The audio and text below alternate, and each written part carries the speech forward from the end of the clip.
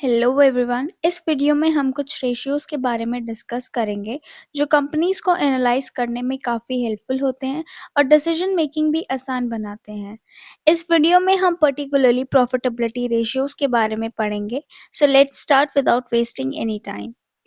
सबसे पहले हम ये जानेंगे कि प्रॉफिटेबिलिटी रेशियो होता क्या है और ये क्या इंडिकेट करता है। So as from the name we get an idea that this ratio describes about the profit of the company. इस रेशियो से हमें ये पता चलता है कि कंपनी कितना कमा रही है as compare to its sales, assets and cost.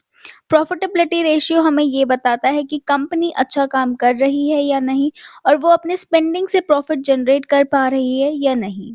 तो प्रॉफिट मेजर करने के कुछ रेशियोज होते हैं जैसे कि ROI एंड ROA। सबसे पहले ROI that is return on investment से प्रोसीड करेंगे। ROI is a way to measure how much profit a company earns as compared to its invested amount. Simply इसको समझे तो ये रेशियो हमें ये बताता है कि अगर आपने 1 रुपए इन्वेस्ट किया तो उस इन्वेस्टमेंट से आपने कितना रिटर्न जनरेट किया। अब इसको एक एग्जाम्पल के थ्रू समझते हैं। लेट्स से कोई कंपनी है जो कि 10 लाख इन्वेस्ट करती है स्टॉक मार्केट में and after a time frame वो उसे सेल कर देती है और सेल करने के बाद उसे 15 लाख रुपीस मिलते हैं। तो हम इसमें सबसे पहले टोटल रिटर्न निकालेंगे कि कितना कंपनी को रिटर्न मिला है। उसके लिए हम जो कंपनी ने अर्न किया है या फिर जो कंपनी को सेल करके अमाउंट मिला है वो final amount minus initial amount करेंगे। तो फाइनल अमाउंट 15 लाख था और इनिशियल अमाउंट 10 लाख है, तो इसको माइनस करके 5 लाख आता है।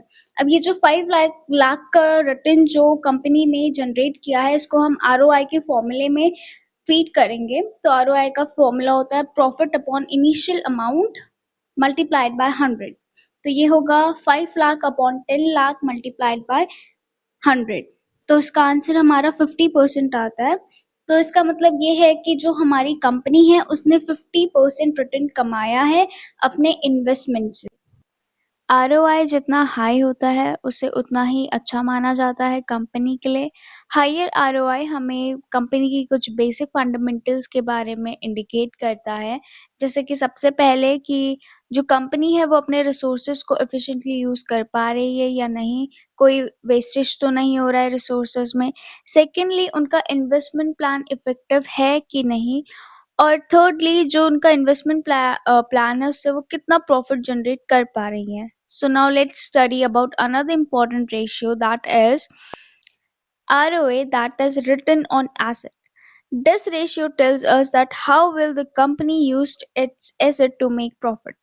ये रेशियो हमें ये बताता है कि कोई कंपनी अपने एसेट्स जैसे कि प्लांट, बिल्डिंग, मशीनरी एक्सेट्रा के थ्रू कंपनी कितना रिटर्न जनरेट कर पा रही है। फॉर एग्जाम्पल, सपोज कोई कंपनी है जिसकी टोटल एसेट वैल्यू 10 लाख बनती है, मतलब जो कंपनी के पास उसके खुद के एसेट्स हैं, प्लांट, बिल्डिंग, मशीनरी, इन सब की वैल्यू 10 लाख बनती है और वो उसका नेट प्रॉफिट 1 लाख जनरेट कर पा रही है।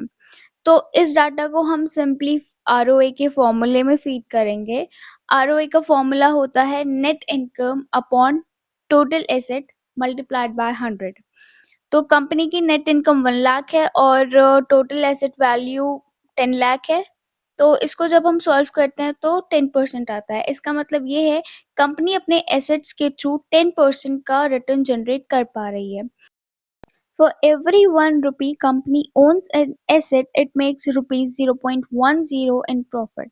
अब हम जानेंगे कि ROA हमें कंपनी के बारे में क्या बताता है।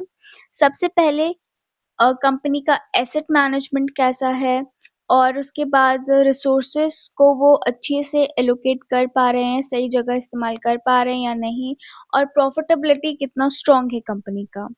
अब रिटर्न ऑन इन्वेस्टमेंट और रिटर्न ऑन एसेट्स हमने डिस्कस कर लिया कि ये हमें क्या बताते हैं। ये कुछ फाइनेंशियल रेशियोज हैं जो कि हमें कंपनी की प्रॉफिटेबिलिटी और उसके परफॉर्मेंस के बारे में काफ़ी कुछ बताता है, और एनालाइज करते समय इन डाटा को देखना काफ़ी इम्पोर्टेंट होता है। बट इसके साथ में अगर हम क्वालिटेटिव डाटा का भी सपोर्ट ले, लाइक प्रमोटर्स के क्या सेंटिमेंट है, सेक्टर में ग्रोथ है या नहीं है, इस टाइप का अगर हम डाटा ले तो ये हमारे डिसीजन मेकिंग को और स्ट्रॉन्ग बनाएगा और साथ ही साथ हमारा जो कॉन्फिडेंस है कंपनी को लेके उसको भी बूस्ट करेगा।